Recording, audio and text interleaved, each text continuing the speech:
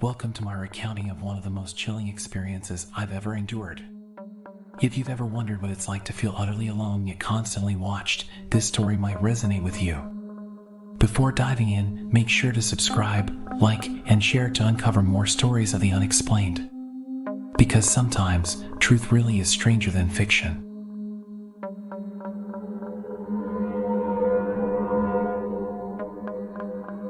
It all began during winter break when I decided to stay behind in my old college dorm. These dorms weren't just old, they were ancient, untouched by renovations for over 70 years.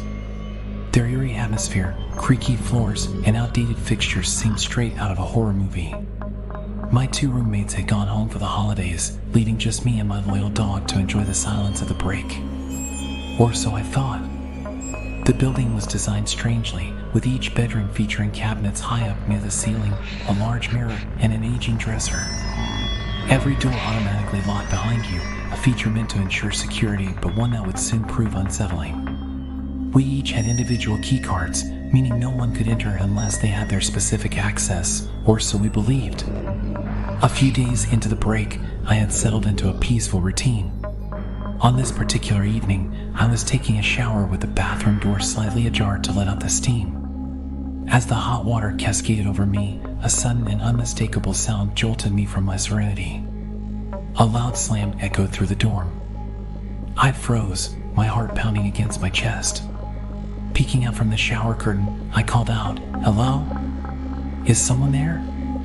My voice wavered as I repeated the names of my roommates, but silence was my only reply. The eerie quiet that followed seemed heavier than before, like the walls themselves were holding their breath. My dog, usually alert to any noise, didn't bark or react.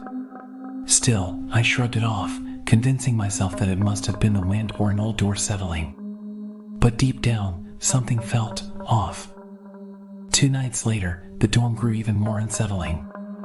I was preparing for bed, brushing my teeth in the tiny bathroom.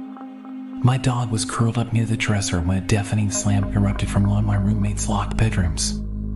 The sound was so sharp and violent that I dropped my toothbrush. My dog, a robust 60-pound bundle of energy, bolted under my bed, trembling. She had never hidden before, no matter the situation. Seeing her so terrified sent a cold wave of fear down my spine. I stood frozen, every instinct screaming for me to run, but curiosity won. I cautiously called out again, my voice barely above a whisper this time. No response. I grabbed my phone and texted my roommate, asking if she had come back early. Her reply was instant. "No, I'm still at home." "Why?" The door to her room was locked tight, just as she had left it. My rational mind scrambled for explanations. Maybe maintenance had entered for repairs? But why at 9 p.m.? And without warning? I tried to push the incident out of my mind, but unease clung to me like a shadow. A week passed, and my roommates returned. It was a relief to have company again, though the dorm's atmosphere felt no less oppressive. One evening, not long after her return, one of my roommates burst into my room, her face pale and her hands trembling. "Have you been in my room?" she demanded, her voice a mix of fear and confusion. I shook my head, bewildered. "No, of course not." "Why?" "You need to see this," she said, her tone dead serious.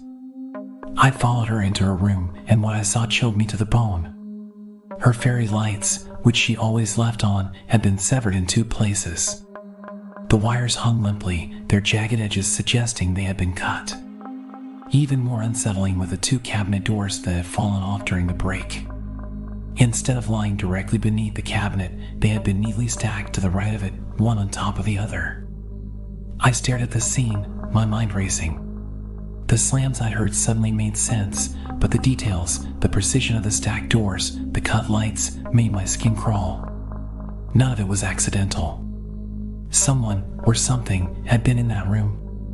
We immediately contacted housing to see if maintenance had entered our dorm during the break. Their response was chilling. No one entered your unit during that time. From that point on, the dorm felt different, as if something unseen had taken up residence. My dog, once fearless, began to spook easily. She would growl at empty corners and refuse to enter certain rooms. Late at night, I'd hear faint creaks and whispers, sounds that didn't belong in an empty dorm. One night, I woke up to the sound of scratching near the dresser. My dog was growling softly, her eyes fixed on the mirror above it. I turned on the light, but nothing was there. Yet, the feeling of being watched never left me. I counted down the days until the semester ended, eager to leave that place behind.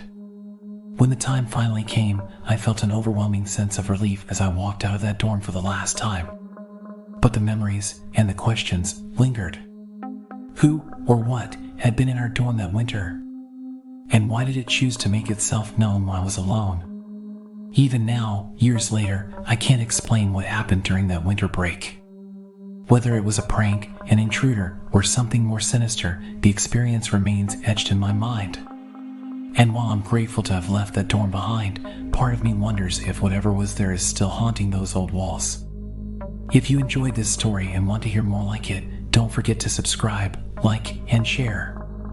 Because you never know when the unexplained might come knocking on your door.